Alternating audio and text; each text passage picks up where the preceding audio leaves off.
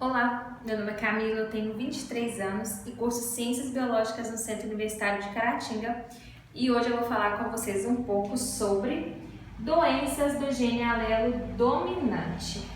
Mas antes, vamos entender um pouco o que é o gene. O gene, ele é um segmento de DNA responsável pela herança genética de um indivíduo. Ele pode ser tanto dominante quanto recessivo. E no caso de uma doença com o gene dominante, que é transmitido de família para família, por exemplo, significa que a pessoa herda uma cópia normal e uma cópia, no caso, infectada, vamos dizer assim, por uma doença.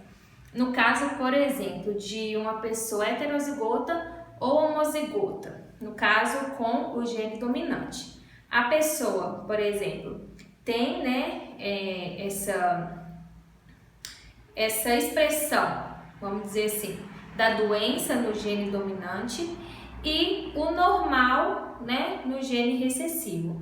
Se essa pessoa então é heterozigota, o recessivo é o normal e o dominante é o infectado, o dominante sobressai ao recessivo e a pessoa vai se tornar doente. Da mesma forma, se a pessoa for homozigota, dominante, a pessoa tendo, por exemplo, de qualquer forma, o dominante infectado, a pessoa vai se tornar infectada.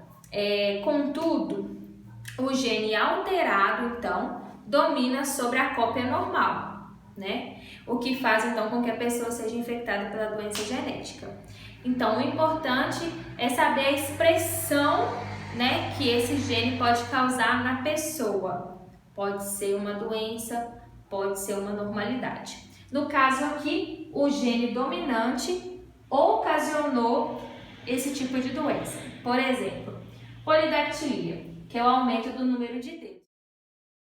Então, a pessoa pode ter 6 dedos numa mão, ou nos pés.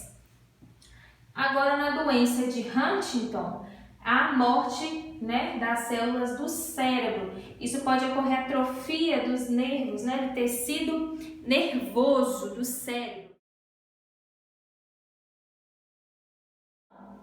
A pessoa pode ter demência, problema na articulação e tudo. O nosso cérebro, ele é o ponto central e super importante, para as coisas que a gente faz normalmente, para o comando do nosso corpo. Então, se o cérebro foi danificado, houve problemas, vai dar um transtorno muito grande para o organismo inteiro da pessoa, tá? É a doença de Van Help-Lindau, que é a presença de tumores.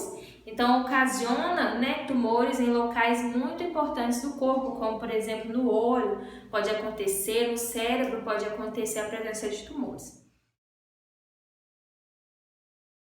Eu espero que vocês tenham entendido aí, como funciona, mais ou menos, no caso da doença onde há o gene dominante. Espero que vocês tenham gostado e até a próxima.